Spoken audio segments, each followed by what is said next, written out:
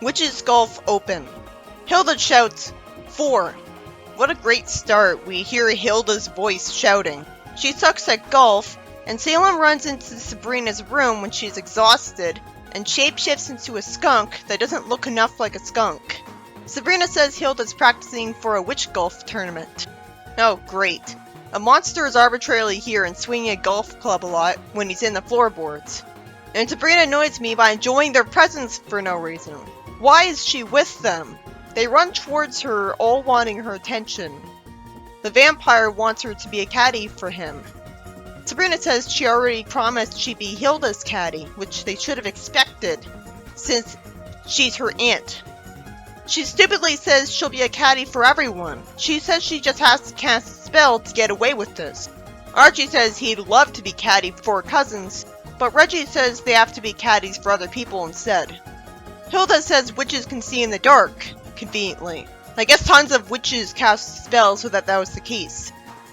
And Sabrina says the gang can be caddies for the monsters. And it'll be fine because they can't see in the dark. Okay, but in 20 minutes their eyes would adjust.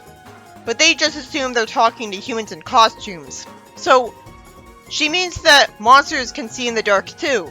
Because otherwise they wouldn't put up with the dark. So, the monsters are witches too.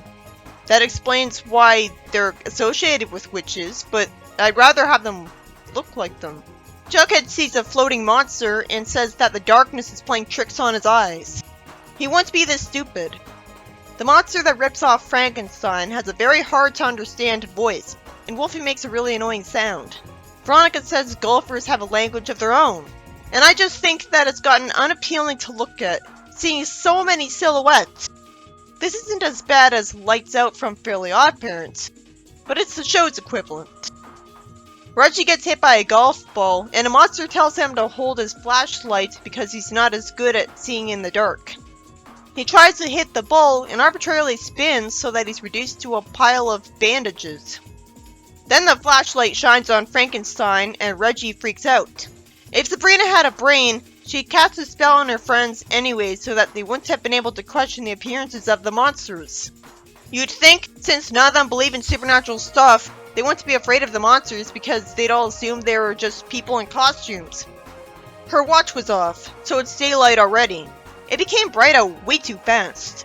Jughead freaks out at the hand, and Hilda uses magic to make Weatherby have a clown suit. Archie sees the vampire fly and turn into a bat. Again, why is he not trying to hide his identity? Sabrina arbitrarily can't get her magic to work because padding was needed. At least the comic explained that vampires like scaring people, so that's why they do it. I'm just supposed to assume that's why they're scaring them. Zelda tells Sabrina she was just dreaming. And Sabrina says it all began with everyone practicing their golf. She wakes up in her bedroom, and Frankenstein is arbitrarily swinging his golf club under the floor again. I'm not mad at the fact that it was all just a dream, because it means Sabrina wasn't actually stupid enough to make the decision that caused this plot. She calls Archie and finds out he's ready to caddy for the teachers. She says she'll just spend the day in Hawaii. Skip this episode. It has the monster characters in it. Bad voices, bad dialogue, bad personalities. It just seems like lazy writing to have them relied on. Rummage sale. Sabrina tempts me to stop watching when she says please don't go away in the scene with the monsters in it.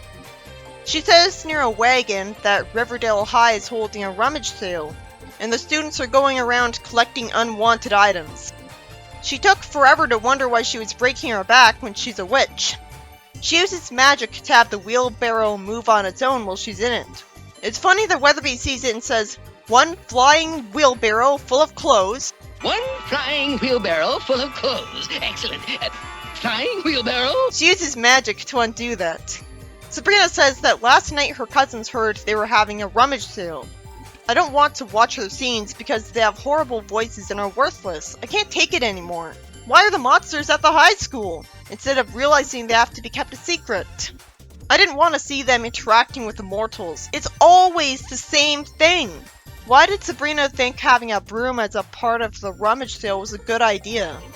It makes Jughead fly, when has no reason to work for him, and Veronica says Jughead is such a clown, and Archie somehow doesn't realize it's magical either. even though he was suspicious when Hilda flew a broom near him and wanted to see if there was a string on it or not. Reggie reads the address out, and Sabrina says that almost everyone believed her about that box containing theater costumes and props today, except Reggie. He wants someone to meet him at Dead End Road. But Sabrina magically finds out they're gonna go to Horrible Hole. Why wouldn't Reggie assume that people would think, oh, they're just people in costumes? Weatherby would just think, oh, it's just people in costumes. He wouldn't think that he's right, even if he saw them. Weatherby somehow goes there when he doesn't believe Reggie. I guess he really wants to see Reggie get humiliated. Sabrina irritates me by saying they can't talk about her cousins this way, and that their gifts to the sale came from the bottom of their black hearts.